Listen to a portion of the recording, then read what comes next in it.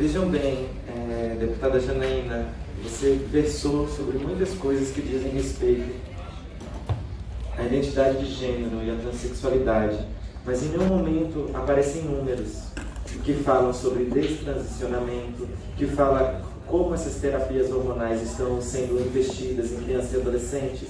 Não existem números sobre isso, mas existem alguns números que eu sei muito bem.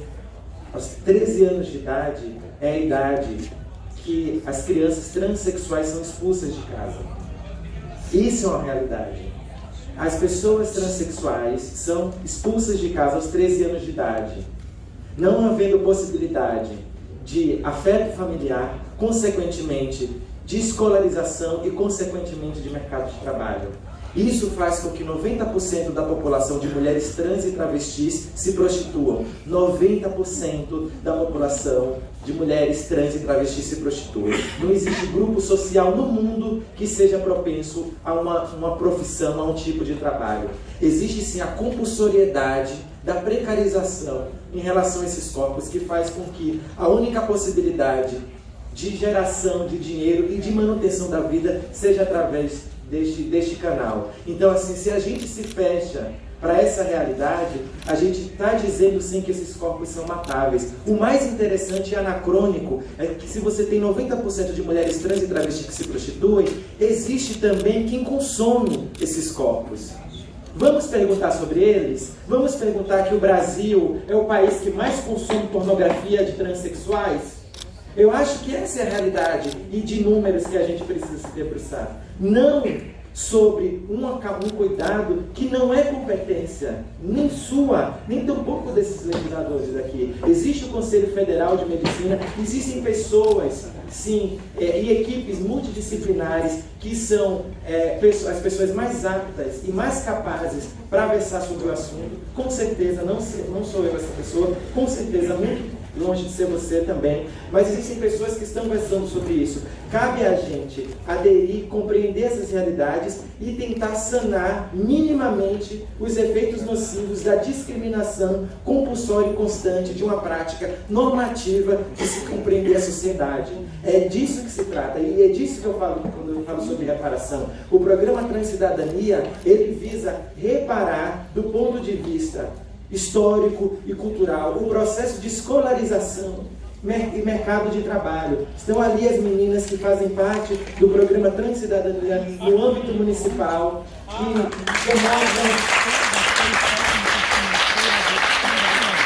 que existe possibilidade, que existe o caminho, que existe possibilidade, que existe um caminho. Dizer, Tenente Nascimento, muito me assustou ler o seu relatório. Você que insistiu tanto para mim, pessoalmente, para o seu assessor vir fazer uma entrevista comigo sobre transexualidade, sobre minha luta. Você insistiu muito nos corredores da Lesp. Com o maior carinho e com a maior satisfação, fui responder uma porção de coisas para você escrever um relatório que versa absolutamente de forma contrária, não só contrária, que é questão de ser contrária, mas absolutamente negligente àquilo que nós debatemos. Não dá para dizer que todo mundo é igual. Infelizmente, nós deveríamos ser iguais, mas de direitos, com direitos garantidos, só são algumas. Infelizmente, a história, a legislação, a política, ela tem que versar sobre a sociedade. É de ordem sociológica o nosso trabalho aqui. E existe uma reparação a ser feita em relação a determinados grupos. Finalmente, nós entendemos algumas coisas, mas eu quero deixar isso bem firme aqui. Há tempos atrás, não se acreditava na violência doméstica contra as mulheres cisgênero. Não se acreditava que as mulheres cisgênero participavam de um grupo de vulnerabilidade. Não se acreditava que o racismo existia. Inclusive, o racismo era previsto em lei. Essas coisas precisam ser reparadas. Essas distorções, essas distopias precisam ser reparadas. E cabe que nós, enquanto legisladoras, tenhamos a sensibilidade mínima para escutar as vozes que estão constantemente nos mostrando a que vieram. No mais, a diversidade é uma regra, é uma lei. Não existe ninguém igual a ninguém, graças às deusas, os deuses, orixás, ou o que quiserem acreditar. Mas não existe ninguém igual a ninguém. O importante é que nós temos que garantir a proteção da vida e garantia de sobrevivência. Essa é a nossa missão, é trabalhar pela regra, e a regra é a exclusão de pessoas trans. A gente não tem que se ater, para concluir, senhor presidente, a gente não tem que trabalhar a partir das exceções, porque quando você fala, deputada Janaína, de quem destransiciona, quando você fala dessa terapia em caráter experimental, isso são exceções, a gente precisa trabalhar na regra. A partir da regra, e a regra é a violência constante em relação a esses corpos. E se nós fecharmos os olhos para isso, nós estamos assumindo e reiterando a violência cotidiana que essas pessoas sofrem. Para concluir, verdadeiramente, acho muito triste quando tentam me estigmatizar e dizer que eu sou a deputada trans. Isso não é um problema algum para mim ser identificada dessa forma, não há problema algum, mas quero que saibam que eu não estou defendendo a população LGBT e transexual apenas.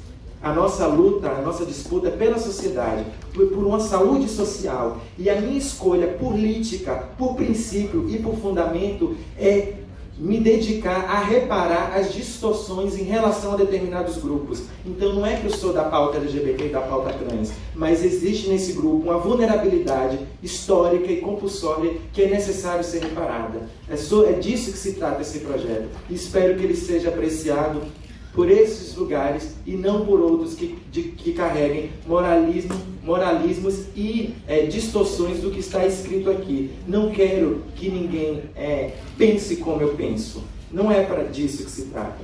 Se trata, sim, da gente pensar como existe uma vulnerabilidade e a gente precisa reparar ela. Esqueçam as pessoas trans e LGBTs deste lugar que insistentemente vocês querem nos colocar.